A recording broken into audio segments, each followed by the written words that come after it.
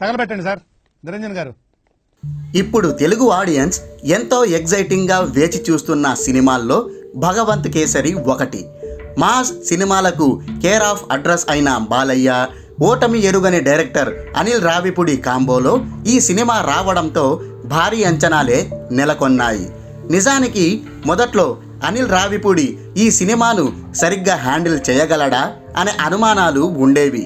తన సినిమాల్లో కామెడీకి ప్రాధాన్యం ఇచ్చే అనిల్ బాలయ్య ఇమేజ్కి తగినట్టు మాస్ సినిమాను తీయగలడా అని ఫస్ట్లో అందరూ అనుకున్నారు.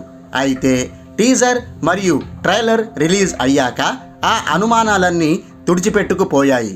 బాలయ్య ఇమేజ్కి తగినట్టుగానే ఒక మాస్ సబ్జెక్టుతో ఈ భగవంత్ కేసరిని రూపొందించినట్టు క్లారిటీ వచ్చేసింది. మరి సినిమా మొత్తం అదే టెంపో ఉంటుందా, లేక తన క్రింజ్ కామెడీతో సినిమాని చెడగొట్టేశాడా అనే మరో డౌట్ కూడా వచ్చింది. అయితే అలాంటి డౌట్స్ ఏమాత్రం పెట్టుకోవాల్సిన అవసరం లేదని సెన్సార్ సభ్యులు చెప్తున్నారు.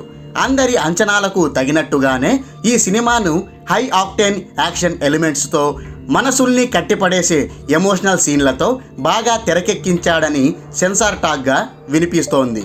ఈ సినిమాకు యూబైఏ సర్టిఫికేట్ ఇచ్చిన సెన్సార్ సభ్యులు డైరెక్టర్ అనిల్ రావిపూడికి ఫుల్ మార్కులు ఇచ్చినట్టు తెలిసింది. సెన్సార్ టాక్ ప్రకారం ఈ సినిమా స్టోరీ ఏమిటంటే, ఎలాంటి పరిస్థితుల్లో అయినా తన కూతురు శ్రీలీల తనని తాను రాక్షసుల నుంచి కాపాడుకోవాలన్న ఉద్దేశంతో బాలయ్య ఆమెకు ఆర్మీ ట్రైనింగ్ ఇప్పిస్తాడు. కానీ శ్రీలీలకు మాత్రం ఇది నచ్చదు. తనకు ఈ ట్రైనింగ్ వద్దని ఎంత చెప్పినా బాలయ్య మాత్రం తన కూతురి మాట వినకుండా బలవంతంగా ట్రైనింగ్ ఇప్పిస్తుంటాడు. దీంతో శ్రీలీల తన తండ్రిపై కోపం పెంచుకుంటుంది. తండ్రికి వ్యతిరేకంగా నడుచుకోవడం స్టార్ట్ చేస్తుంది. సరిగ్గా అదే సమయంలో శ్రీలీల అనుకోకుండా ఒక పెద్ద సమస్యలో చిక్కుకుంటుంది.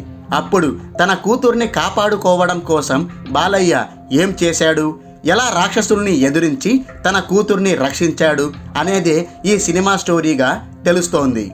ఇక అనాలిసిస్లోకి వెళ్తే 163 నిమిషాల నిడివి గల ఈ సినిమా వీరోచితమైన యాక్షన్ సీన్లు, ప్రేక్షకుల మనసుల్ని కదిలించే తండ్రి కూతుళ్ల ఎమోషనల్ ట్రాక్తో ఆకట్టుకుంటుందని సెన్సార్ టాక్.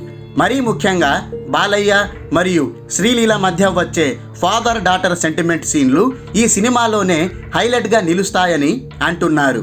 అంతేకాదు, మనం ఊహించని సర్ప్రైజ్లు ఈ సినిమాలో చాలానే ఉన్నాయని తెలిసింది. ఎస్పెషల్లీ బాలయ్యకు చెందిన మరో లుక్ థియేటర్లు దద్దరిల్లేలా చేస్తుందని చెప్తున్నారు. సాధారణంగా హీరో సెంట్రిక్గా సాగే కమర్షియల్ సినిమాలతో పోలిస్తే ఇది కొంచెం భిన్నంగా ఉంటుందని పేర్కొంటున్నారు.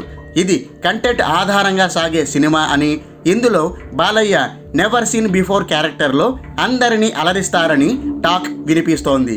ఫ్లాష్ బ్యాక్ ఎపిసోడ్ ఈ సినిమాకు బ్యాక్ బోన్గా నిలుస్తుందని, కాజల్ మరియు బాలయ్య మధ్య వచ్చే సీన్లు కామెడీతో కూడి ఉంటాయని, అవి కాస్త రిలీఫ్ని అందిస్తాయని సమాచారం.